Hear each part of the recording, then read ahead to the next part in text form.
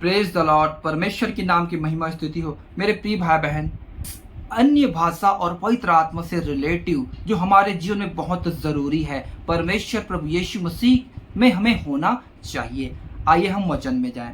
यूहन्ना रचित सुसमाचार में 14 अध्याय उसके 15 से 18 में यीशु मसीह अपने चेलों से कहता है, जो यीशु मसीह को प्रेम करते हैं, जितने भी यीशु मसीह में आएंगे उनसे कहता है, यदि तुम मुझसे प्रेम रखते हो तो मेरी आज्ञाओं को मानोगे, और मैं पिता से विनती करूंगा और वह तुम्हें एक और सहायक देगा कि वह सर्वदा तुम्हारे साथ रहे, अर्थात सत्य का आत्मा, जिसे संसार ग्रहण नहीं कर सकता क्योंकि वह न उसे देखता है और न उसे जानता है। तुम उसे जानते हो क्योंकि वह तुम्हारे साथ रहता है और वह तुम में होगा। मैं तुम्हें अनाथ नहीं छोड़ूंगा, मैं तुम्हारे पास आता हूँ। प्रभु यीशु मसीह कहते हैं, मेरे प्रिय, जो उस पर विश्वास करेगा उसके जीवन में पवित्र आत्मा आएगा, उसके साथ प्रभु वास करेगा। हालेलुया। और उसका चिन्ह है, उसका चिन्ह आप देखते हैं मरकुस सुसमाचार 16 अध्याय उसके 17 और 18 वचन में। यहाँ पर हम देखते हैं, विश्वास करने वाले में ये चिन्ह होंगे कि वे मेरे नाम से दुष्ट आत्माओं को निकालेंगे, नई नई भाषा बोलेंगे, सांपों को उठा लेंगे, और यदि वे प्राणनाशक वस्तु भी पी जाए तो भी उनकी कुछ हानि न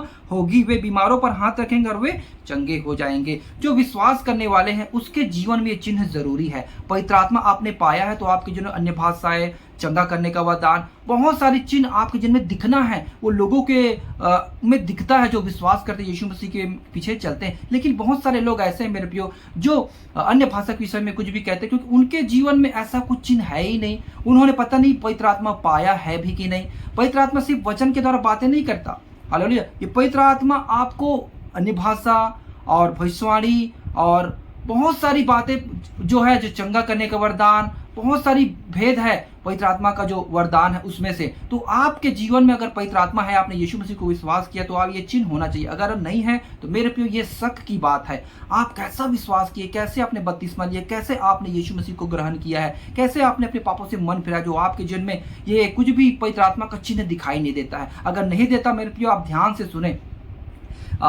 रोमियो 8 अध्याय उसके 5 वचन में हम पढ़ते हैं, क्योंकि शारीरिक व्यक्ति शरीर की बातों पर मन लगाते हैं, परंतु आध्यात्मिक आत्मा की बातों पर मन लगाते हैं। 9वां, परंतु जबकि परमेश्वर का आत्मा तुम में बसता है तो तुम शारीरिक दशा में नहीं परंतु आत्मिक दशा में हो। यदि किसी में मसीह का आत्मा नहीं तो वह उसका जन नहीं। हालेलुया। मेरे प्रियो, अगर आपके अंदर पवित्र आत्मा नहीं है तो आप परमेश्वर का जन नहीं हो सकते। मैं ये क्यों कह रहा हूँ, ये होना बहुत जरूरी, क्योंकि जब प्रभु यीशु मसीह आएगा रेप्चर के समय में, उसी आत्मा द्वारा आपका शरीर अविनाशी रूप में बदलेगा। तो अभी आपके जीवन में ना कोई चिन्ह दिखता है पवित्र आत्मा का, ना कुछ, और जिसके अंदर दिखता है उसको आप दोष लगाते हैं, उसको आप कुछ भी कहते हैं, ये सही नहीं है, अन्य भाषा सही नहीं, ऐसे करके। आप ध्यान से सुने 11वां में, यदि उसी का आत्मा जिसे यीशु को मरे हुओं में से जिलाया तुम में बसा हुआ है, तो जिसने मसीह को मरे हुओं में से जिलाया वह तुम्हारी नश्वर देहों को भी अपने आत्मा के द्वारा जो तुम में बसा हुआ है जिलाएगा।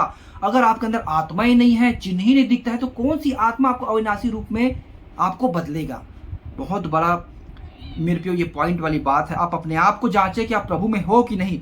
14 से 16, इसलिए कि जितने लोग परमेश्वर के आत्मा के चलाए चलते हैं वे ही परमेश्वर के पुत्र हैं, क्योंकि तुमको दासत्व की आत्मा नहीं मिली कि फिर भयभीत हो, परंतु लेपालेपन की आत्मा मिली है, जिससे हम हे अब्बा हे पिता का कर पुकारते हैं। आत्मा आप ही हमारी आत्मा के साथ गवाही देता है कि हम परमेश्वर की संतान हैं। हालेलुया। आत्मा आप ही हमारे साथ मिलकर, आत्मा के साथ मिलकर गवाही देता है कि हम परमेश्वर की संतान हैं, और हे अब्बा हे परमेश्वर करके पुकारते हैं।